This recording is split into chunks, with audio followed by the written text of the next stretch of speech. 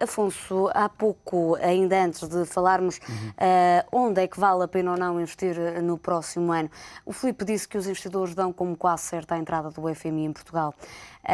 O PSI 20, que o ano passado, no acumulado do ano, já desvalorizou qualquer coisa como 10%, será que vai ser ainda mais penalizado este ano com a entrada do Fundo Monetário Internacional no país?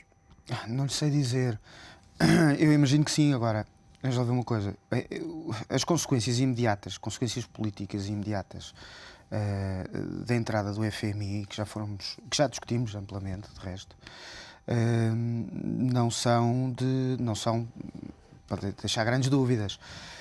Em primeiro lugar, é uma espécie de auditoria às contas públicas, onde nós vamos verificar, com quase toda a probabilidade, problemas muito sérios ao nível das receitas.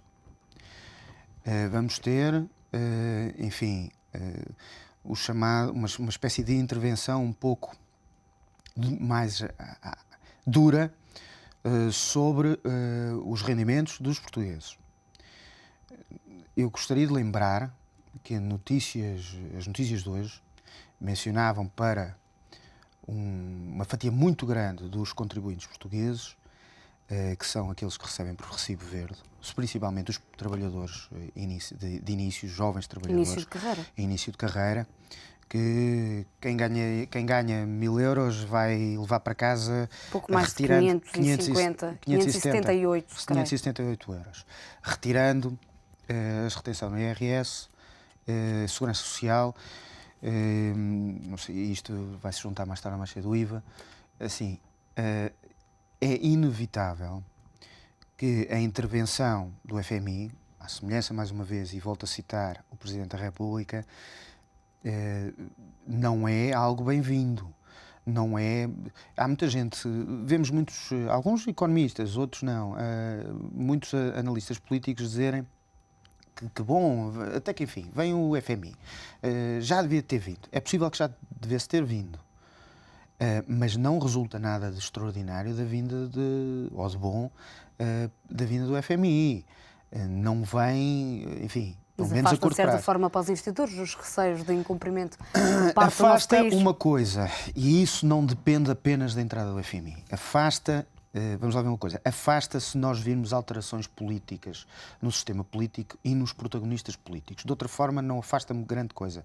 Apenas temos uma entidade que vai forçar alguém que falhou todas as metas anteriores a ter que se portar melhor, ou ter que se portar bem.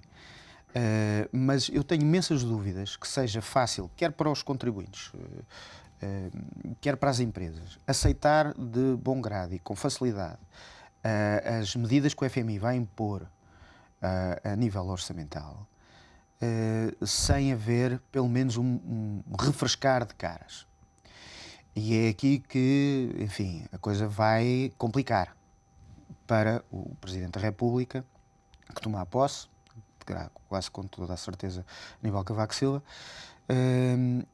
e demorará, não vai ser, aliás, como Filipe Garcia deixou bem claro, não vai ser uma coisa imediata. Nós vamos ter aqui um período de 3 meses de alguma complexidade e depois vamos ter um período grande ainda de adaptação. As coisas não reagem no imediato. Teria que haver uma espécie de hecatombe política e económica total para, de repente, podermos falar de uma mudança muito radical no mês seguinte, ou nos dias seguintes à entrada do FMI. Mas, enfim, a ver, vamos. Temos aqui um período muito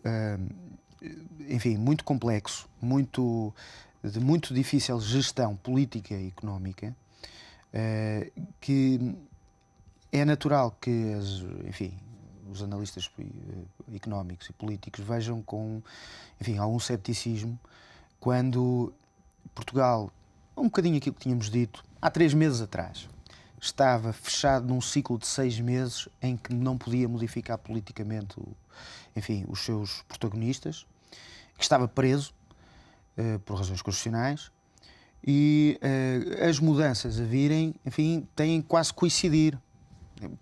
quando o Filipe Garcia fala que a entrada do FMI será provavelmente daqui a 3 meses, pois é para coincidir a coisa, para podemos todos andar ao mesmo tempo. No entanto, estamos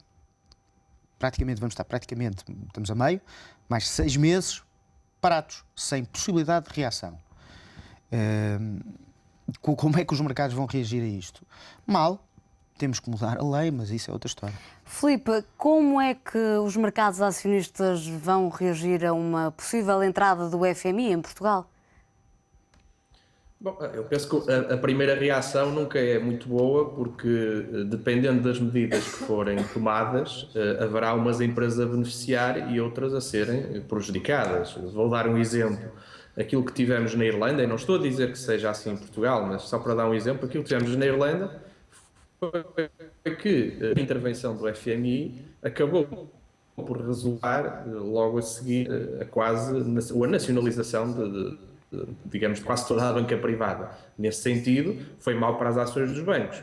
Se calhar para as ações ligadas mais aos serviços e aos transacionáveis, se calhar já foi positivo, e temos sempre que fazer esta análise de, com uma intervenção e dadas as medidas que forem tomadas, há sempre ganhadores e sempre perdedores.